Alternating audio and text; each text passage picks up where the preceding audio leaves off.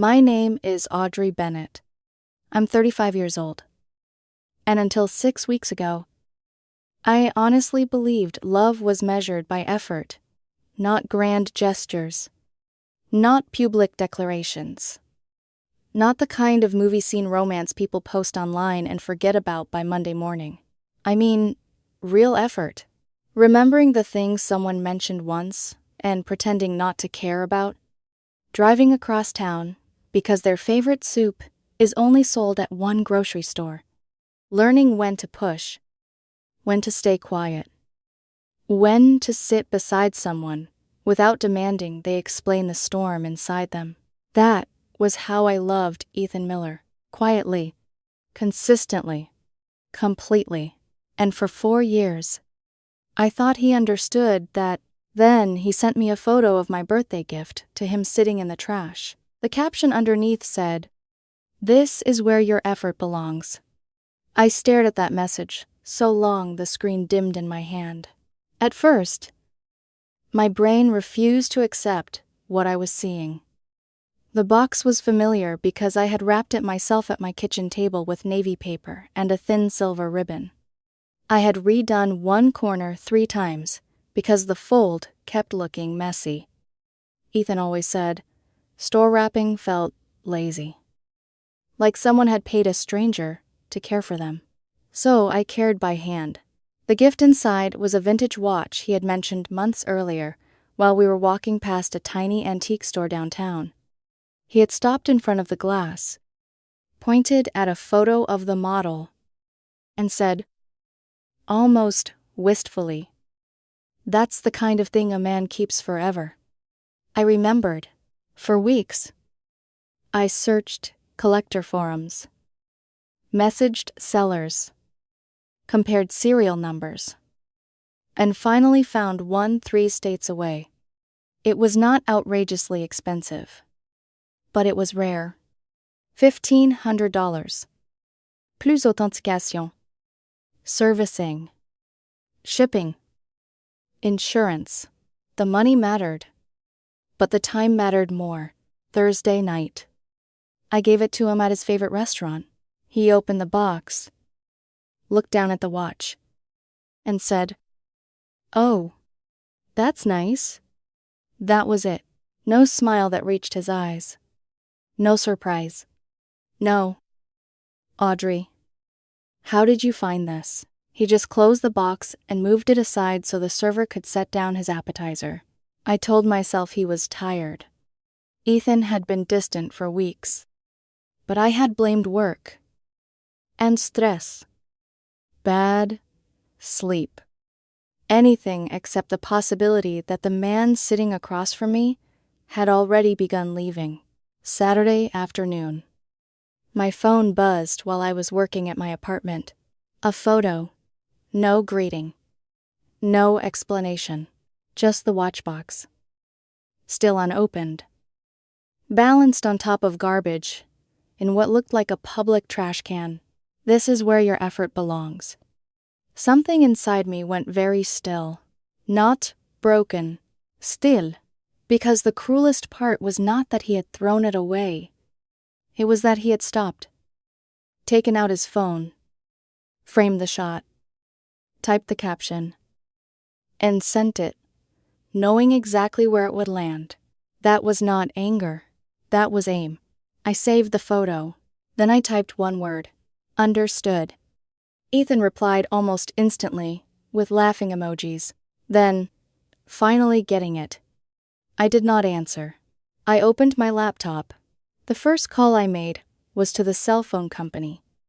Ethan and I had been on the same plan for 2 years. The account was mine. Originally just my line.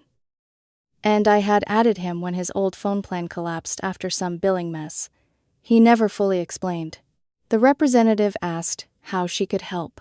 I need to separate one line from my account. I said, keep the number active, but move the billing responsibility to him. She explained that his line could be moved into an individual account. He would keep his number. He would receive an email to set up payment. If he ignored it, Service would eventually stop. Make it effective immediately. I said. There was a pause on the other end. Just confirming. Mom. Once this processes, you will no longer be financially responsible for that line. Perfect. The second call was to my older sister, Grace. She lived 4 hours away with her husband, Luke, and used a P.O. box for their small business. I need a favor. I told her. Grace heard something in my voice. Audrey. What happened? I'm going to mail something to your P.O. box. When it arrives, hold it for me. Don't give it to anyone, unless I tell you. What is it? Ethan's passport. Silence. Then? Carefully. Why do you have Ethan's passport? He left it here after our trip to Montreal. I reminded him a dozen times to take it home. He never did. And now? Now I need space. And I need him to stop thinking he can hurt me and still have instant access to every convenience I provide. Grace Sahil. That sounds messy. It is. Are you safe? Yes.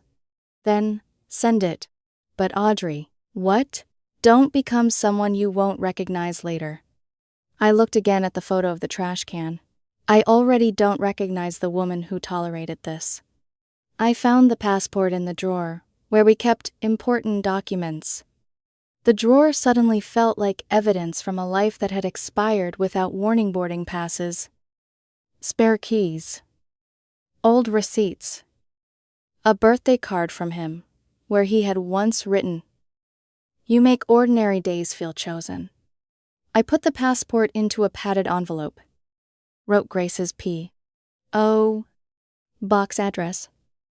And drove to the post office, priority mail, tracking included. When the clerk slid the receipt across the counter, I felt no triumph, only a strange, clean sadness, like closing a door quietly, because slamming it would give the other person too much satisfaction. Sunday morning. Ethan called. I had expected it.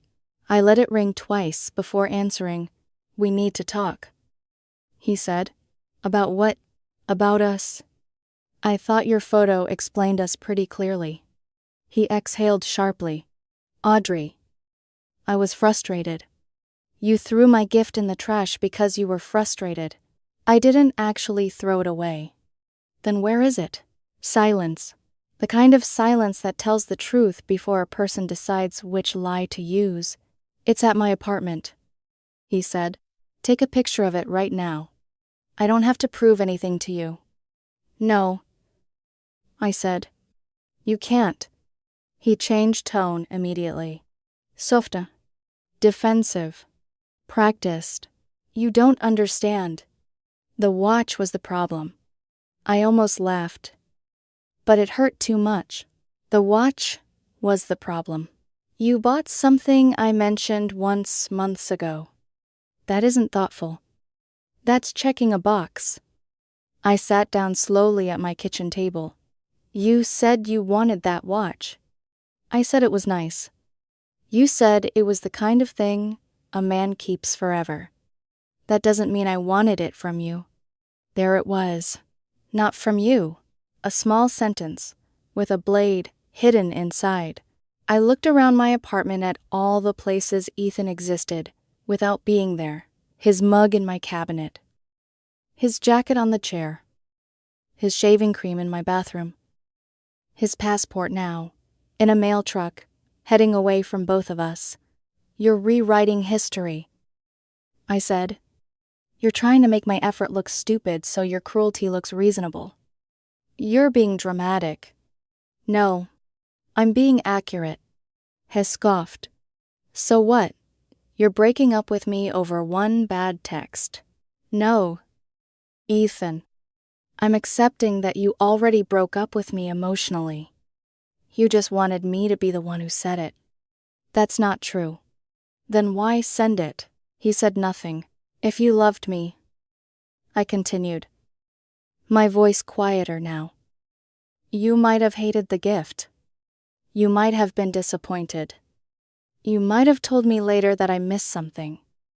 But you photographed it in the trash and sent it to me with a caption designed to make me feel worthless. I was mad. And when you're mad, you become cruel. That's unfair. No. What's unfair is spending 4 years loving someone who was apparently waiting for the right moment to punish me for not reading his mind. He breathed hard into the phone. So, that's it. Yes. You're really done. I should have been done the moment I saw the photo. He tried to speak again. But I ended the call. Then came the texts.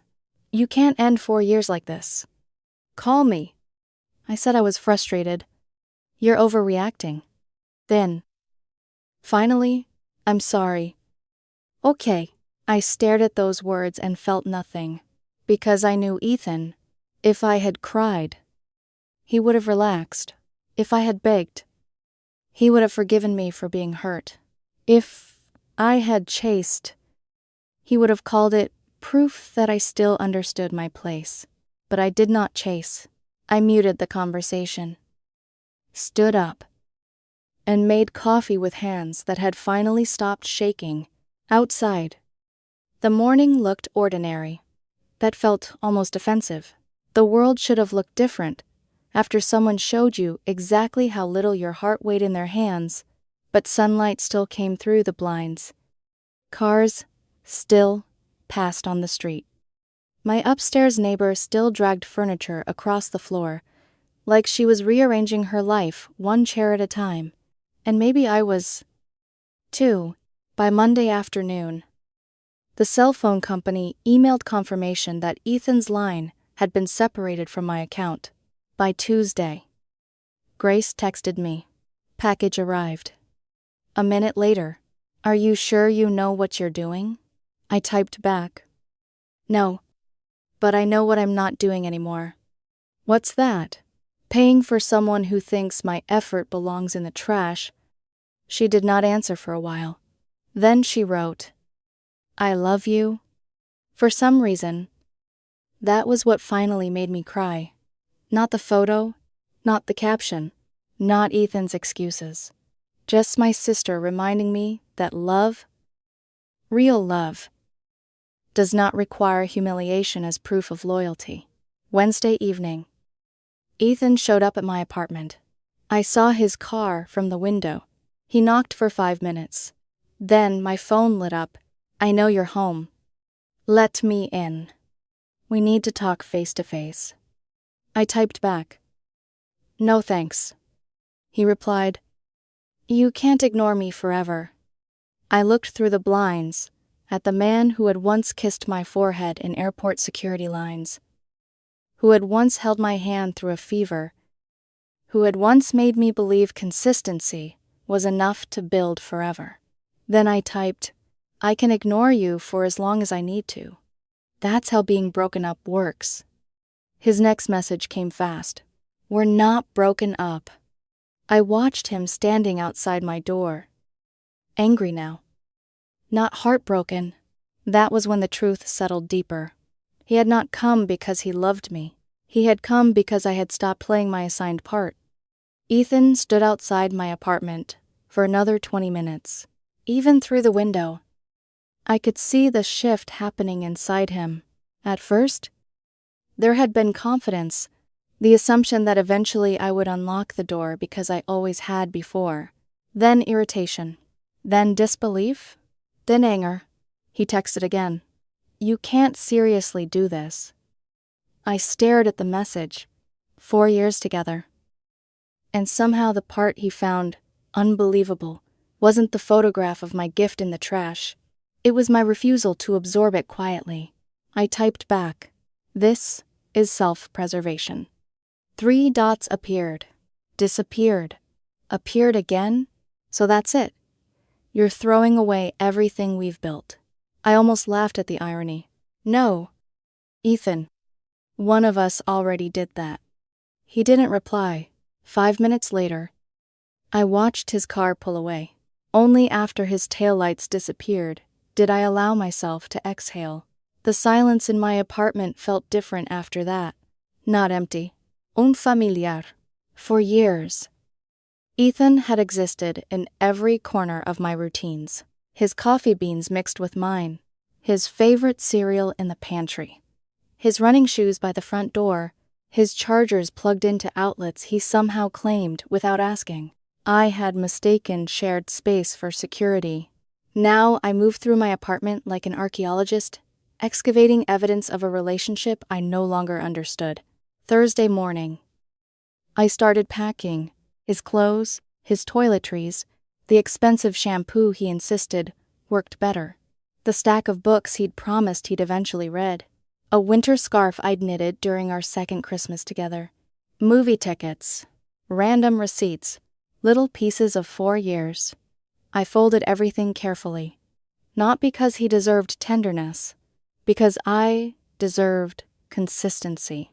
Cruelty had entered this relationship through him. It wasn't going to leave through me. 2 hours later, 6 sealed boxes sat near my front door. I sent him a text. Your belongings are packed. Let me know when you'd like to pick them up. I won't be here. He called immediately. I answered while making coffee. Why are you acting like this? He demanded. Like what? Like I'm some stranger. I stirred cream into my mug. You threw my birthday gift into a trash can. I said I was sorry. You said you were frustrated. You know that's not what I meant. Then explain what you meant. Silence. Ethan, you hurt me first. I blinked. What? You don't pay attention anymore. You think buying a watch means you understand me? You stopped trying. The accusation landed hard because it contained fragments of truths I had worried about myself. Had routine replaced romance? Had comfort turned into complacency? Every long-term relationship evolves. I knew that, but evolution wasn't the same as contempt. Then talk to me about that, I said quietly. You don't humiliate someone you love. You don't know how invisible I felt. I closed my eyes. Ethan, I asked you constantly what was wrong. You always said nothing. You said work was fine. You said you didn't care where we went on weekends. You said you were tired. What exactly was I supposed to do? You should have known. The words settled heavily between us. You expected me to read your mind. You should know me after 4 years. I know your coffee order. I know you hate cilantro. I know you can't sleep when you're anxious. I know your left knee hurts when it rains. I know your mother's birthday, and the name of your childhood dog. I tracked down a vintage watch, because you said it mattered to you. I know you. Ethan. His breathing hitched, but not enough. I looked down at the coffee, growing cold in my hands. No, I said softly. Apparently not enough to predict that you'd send me a photograph designed to destroy me. He changed directions. I apologized. You apologized because I didn't chase you. That's not fair. It's accurate. You don't know what I was thinking. I know exactly what you were thinking. You wanted to hurt me. No. Then why send it? He had no answer. Eventually his voice softened.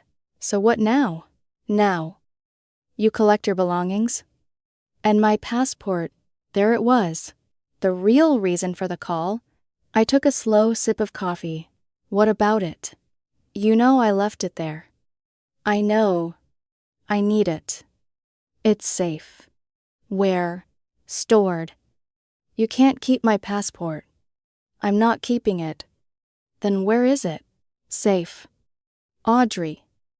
You abandoned it in my apartment 6 months ago. I reminded you repeatedly to take it home. You never did. That doesn't mean you can hold it hostage. I'm not holding it hostage. What are you doing then? I looked toward the stack of boxes. I'm making sure we have the conversations you've been avoiding. You sound insane. You sent me a picture of my gift in the trash. You don't get to define sane anymore. You've become vindictive. I stared at the muted sunlight filtering through my kitchen. No. I've become unavailable. He hung up. I stood there listening to the silence afterward. A year ago, that silence would have terrified me. Now it felt protective. Friday morning brought an unexpected call. Ethan's mother. I almost didn't answer. Curiosity won. Hello, Audrey? Yes. This is Diane Miller. I straightened unconsciously. Diane had always been polite. Careful. The kind of woman who smoothed conflict with recipes and holiday cards. I think we should talk. I leaned against the counter. With all due respect? Diane? This is between Ethan and me. He's very upset. I almost smiled. Is he? He says you're refusing to return his passport. I'm storing it safely. He has a work trip next month. He should have taken it home months ago. This all seems excessive. Did Ethan tell you what happened? There was hesitation. He said you had a disagreement about a birthday gift. A disagreement? That's how he described it. I unlocked my phone, opened the photograph, the carefully wrapped box, the garbage, the caption. This wasn't a disagreement. Silence. What happened? He threw away the birthday gift I spent weeks finding for him. He photographed it. He texted it to me. The caption said, "This is where your effort belongs." Nothing. Then. He did what? I have the picture, if you'd like to see it. A sharp intake of breath. Oh my God. Exactly. I didn't know. No. You didn't. Diane sounded genuinely shaken. Audrey. That's cruel. Yes. That's why we're here. I understand being disappointed. I understand relationship problems. But that's... She couldn't finish. I did. Contempt. Another silence stretched between us. I'll speak with him. She finally said, You do that. But please. I don't punish yourself trying to teach him lessons. I glanced toward the boxes. I'm not teaching lessons anymore. What are you doing? Protecting myself. 10 minutes later. My phone rang again. Unknown number. I answered anyway. Did you show my mother the picture? Ethan sounded furious. She asked about the disagreement. So you embarrassed me. You embarrassed yourself. Now she thinks I'm some monster. You sent the photograph. I was angry. You were cruel. You had no right. I had every right to explain why I ended a 4-year relationship. I need my passport. And I need honesty. I already apologized. No. You apologize for my reaction. That's different. His voice tightened. Fina. I'm sorry. I'm sorry I sent the picture.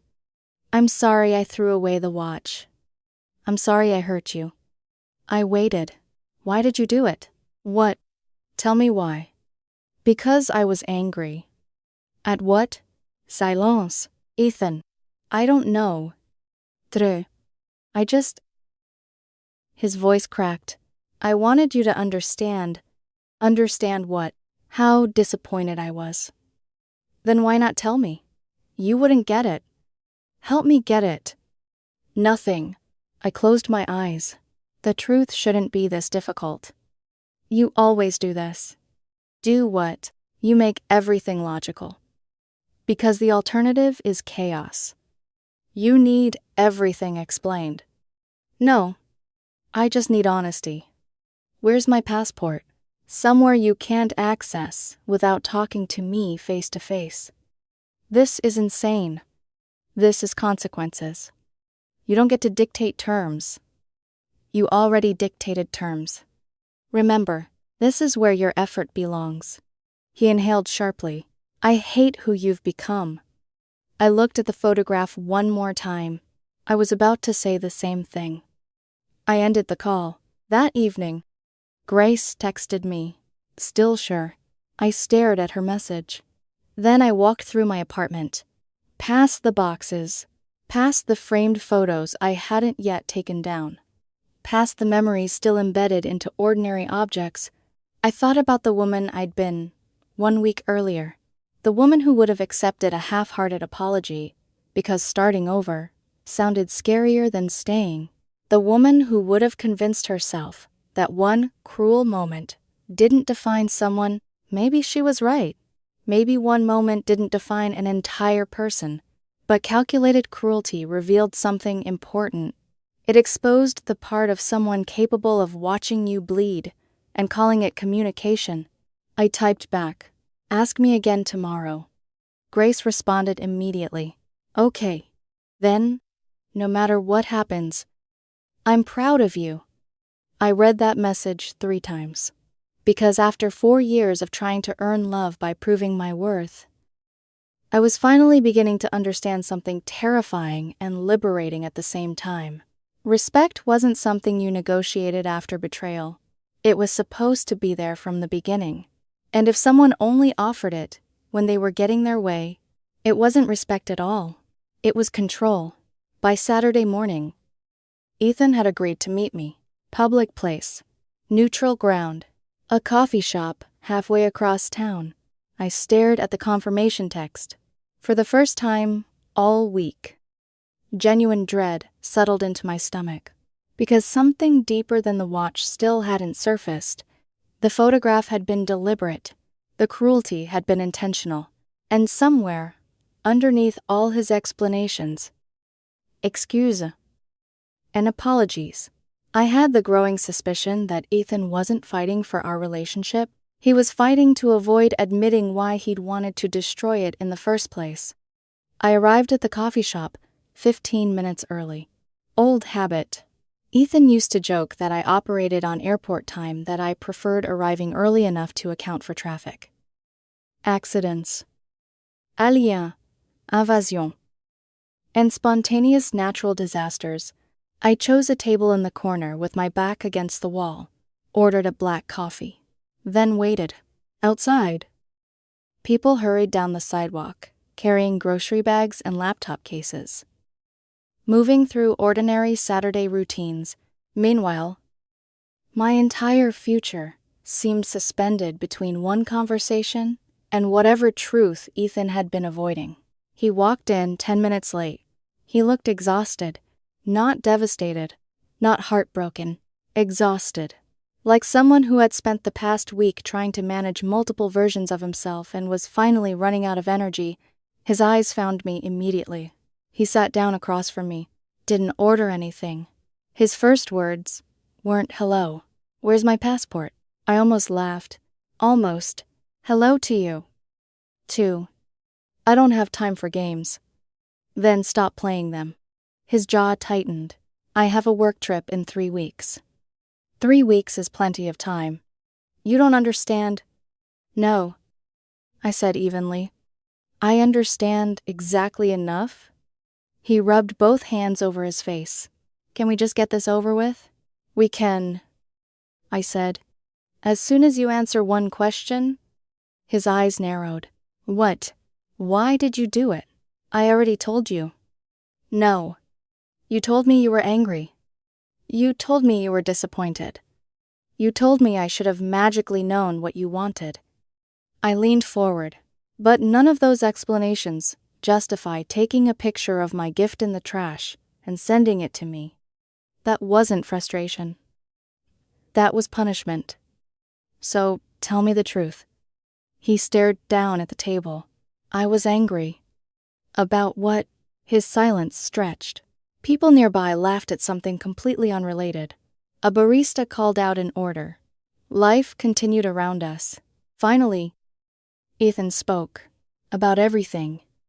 That's not an answer. I felt invisible. You've said that. I felt like you'd stopped seeing me. When? I don't know. Très. His shoulders sagged. Maybe a year ago. I blinked. A year? You never said anything. You should have noticed. I let out a slow breath. Ethan. Relationships aren't scavenger hunts. You don't get to hide clues and punish people when they fail to solve the puzzle.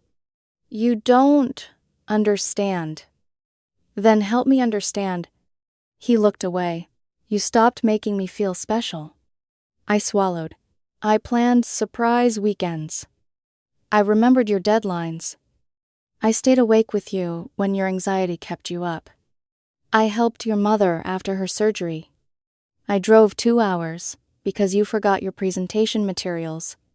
I bought you the exact watch you said you'd wanted. His voice sharpened. Exactly. You bought the watch. Because you wanted it.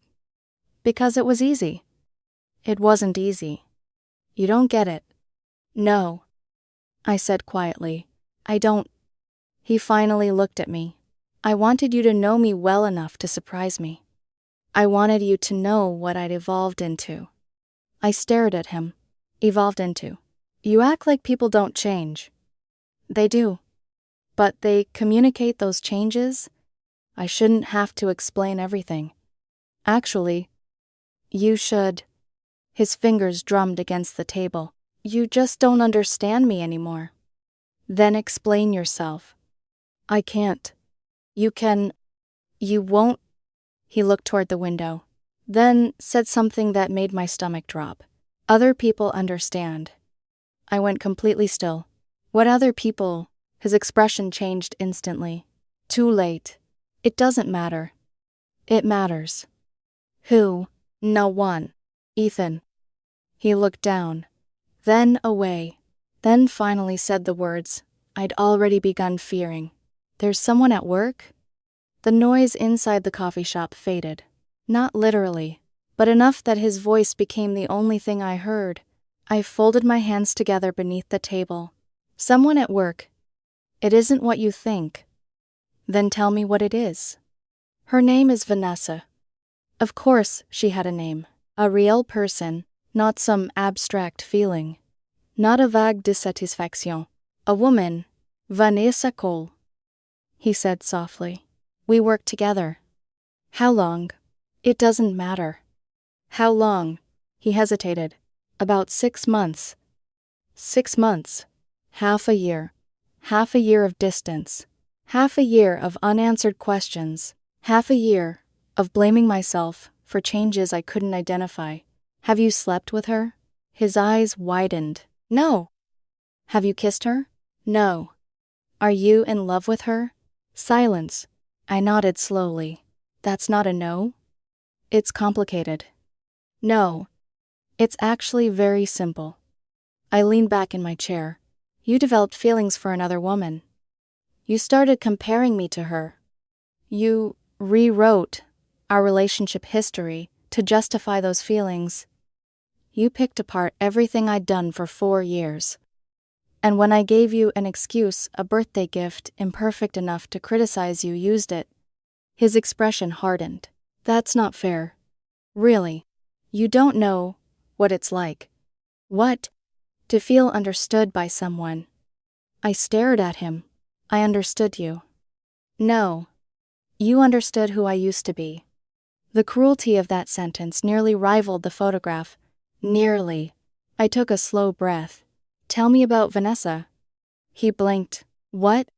You've spent 6 months comparing me to her. Tell me. He hesitated. She remembers things. I remembered things. She asks questions. I asked questions. She notices when something's wrong. I noticed. You always said you were fine. His eyes flashed. She makes me feel seen. I sat there for several seconds, then finally asked the question that had been haunting me. Did you send that picture because you wanted me to break up with you? His face changed. Tiny shift. Barely noticeable. But enough. Ethan. No. Look at me. He did. Did you want me to end it? He swallowed. I didn't know how to leave. There it was. The truth. Not polished. Not softened. Ugly and trembling between us. I couldn't be the bad guy. I laughed once. A small, disbelieving sound. So you decided to make me one? No. You threw away my gift. You humiliated me. You sent me proof.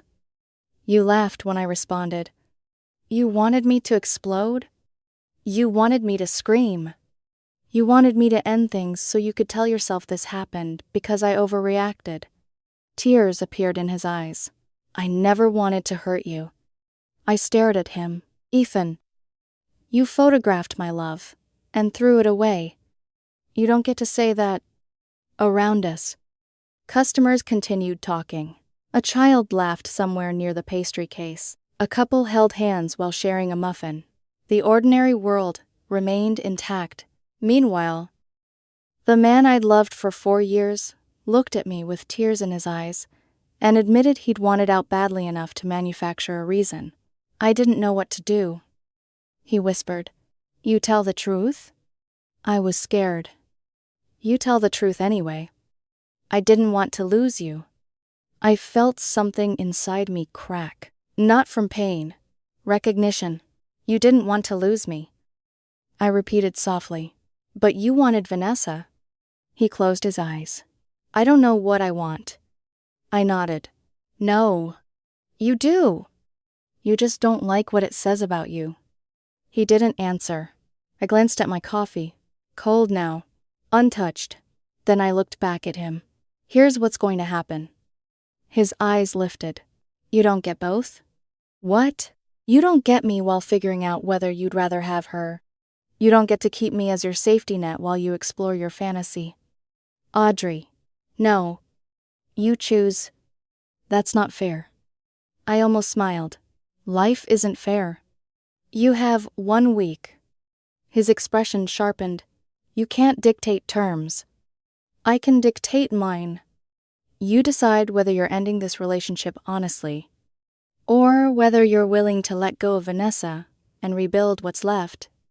And if I can't, then we're done." His face twisted. "What about my passport?"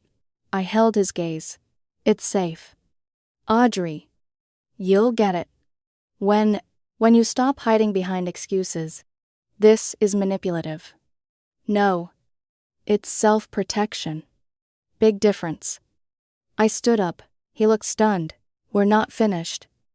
"Actually," I said quietly, gathering my purse, "we're closer to finished than we've ever been." I took 2 steps away before stopping, then turned back toward him. "One more thing." He looked up. "Vanessa doesn't know the version of you that throws someone's love into the trash." His face paled. "Eventually." I met his eyes. "She will."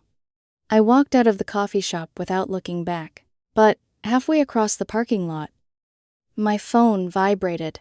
A text from Grace. "How did it go?" I stared at the screen for a long moment, then typed the only answer that felt true. He wasn't leaving because I wasn't enough. He was leaving because he wanted to believe there was someone who required less honesty from him. Grace responded almost immediately. "Then let him go." I looked back once toward the coffee shop windows, toward the man who had once promised forever, toward the stranger trying desperately not to become the villain in his own story.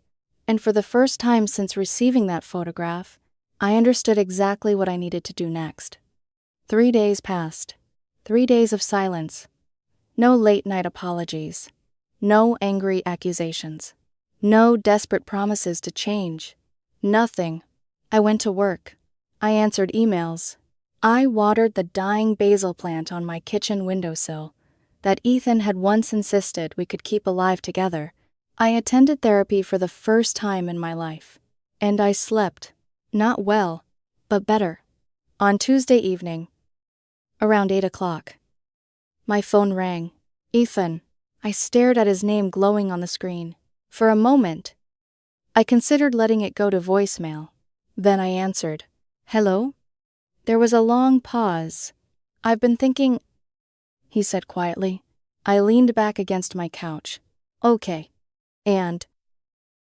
He stopped. Started again. "You were right." I closed my eyes. "About what?" "I have been comparing you to Vanessa." His voice sounded smaller than I remembered.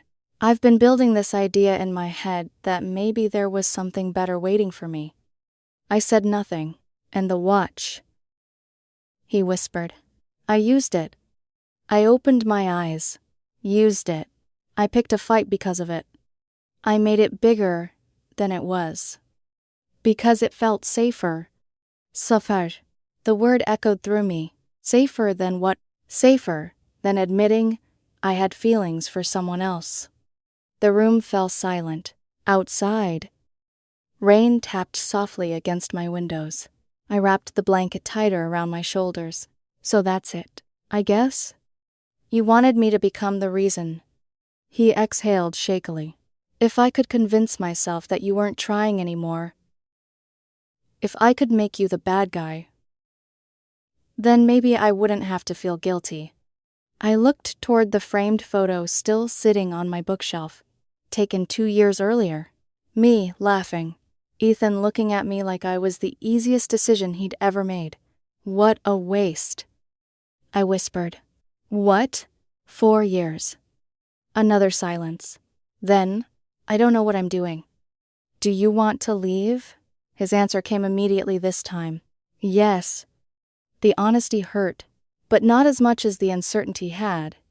And Vanessa, I want to see what happens.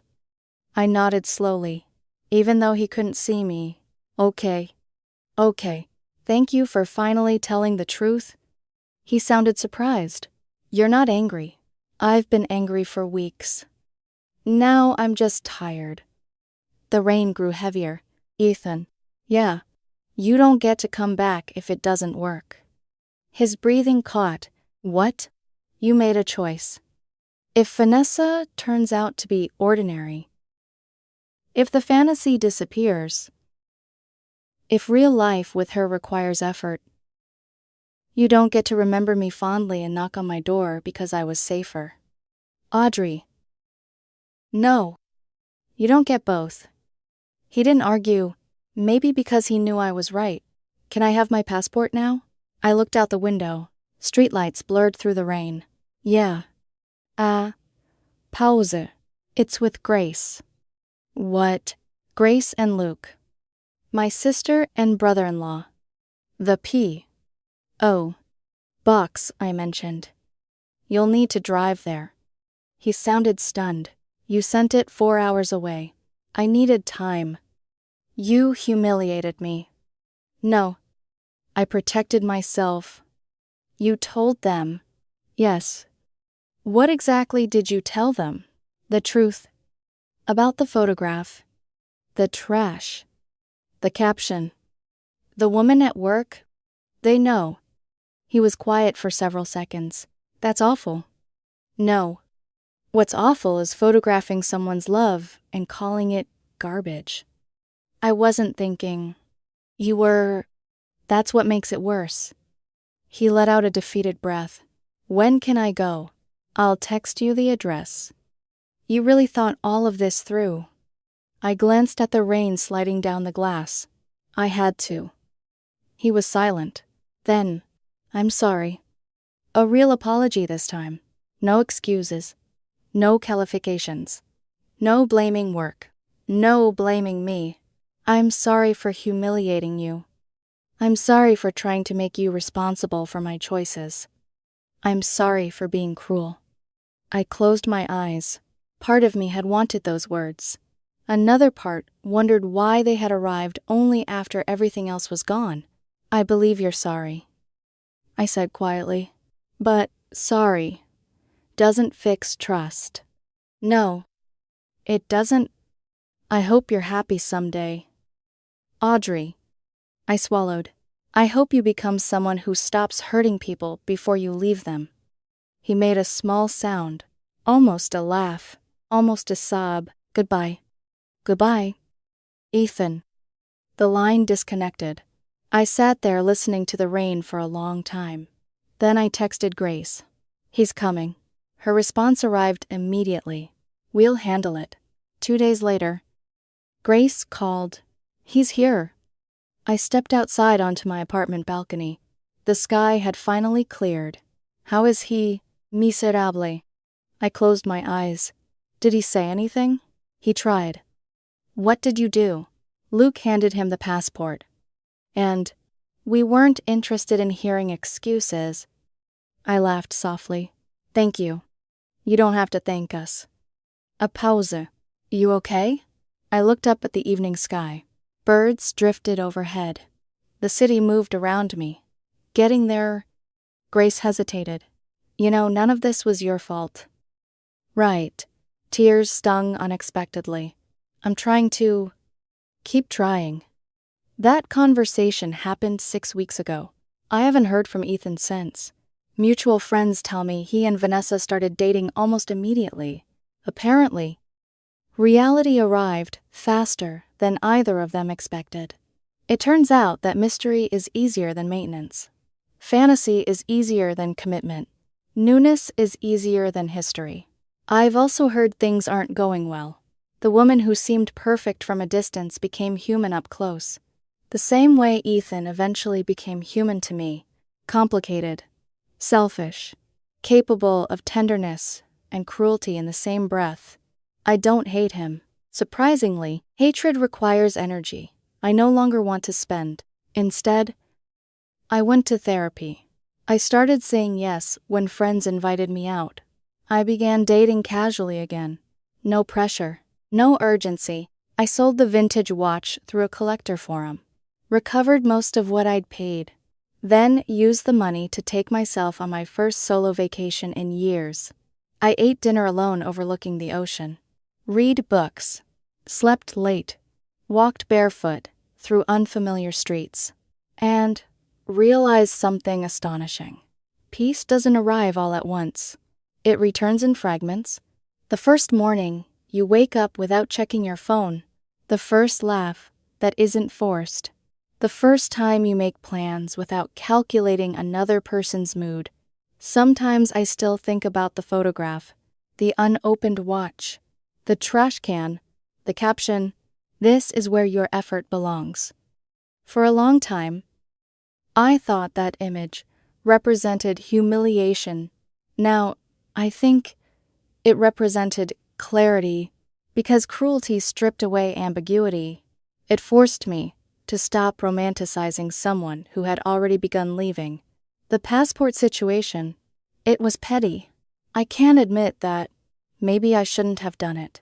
Maybe there were cleaner ways to force honesty. But it bought me something I desperately needed. The truth of face-to-face conversation. An admission that I wasn't imagining things. That I hadn't failed some impossible test. That Ethan's wandering attention had never been mine to control. Last week, Grace asked if I regretted how I handled any of it. I thought about it carefully before answering. No. Not even the passport? I smiled. The passport wasn't revenge. It was leverage. To get honesty. Grace laughed. That sounds terrifying. It probably is. The truth was simpler. Ethan got what he thought he wanted. Vanessa, freedom. A chance to chase whatever fantasy he'd built in his head. And me, I got something better. Closure. Self-respect. Proof that I could survive. Being chosen against. I learned that love without respect becomes obligation. Effort without appreciation becomes exhaustion. And kindness without boundaries becomes permission. I used to think strength meant staying, fighting harder, loving louder, enduring longer. Now I know sometimes strength looks different. Sometimes strength is answering cruelty with clarity. Walking away before someone convinces you that their betrayal is your failure. Choosing yourself without apology. The photograph Ethan sent me was meant to break me. Instead, it handed me the truth. And truth, no matter how painful, is still a gift. I never would have chosen to receive it that way. But once I did, I never had to wonder again where I stood. I knew. And finally, after 4 years of trying to earn love by proving my worth, I understood something that changed everything. The right person never asks you to audition for basic respect. They don't throw your heart away and call it communication. They don't punish effort because they're too afraid to admit they've changed. The right person protects your dignity even when they're unhappy. And if they can't, then leaving isn't losing. It's surviving. It's choosing yourself. It's refusing to mistake contempt for love. Ethan taught me many things during our 4 years together, but the final lesson was the one that mattered most. When someone shows you exactly how they value your love, believe them.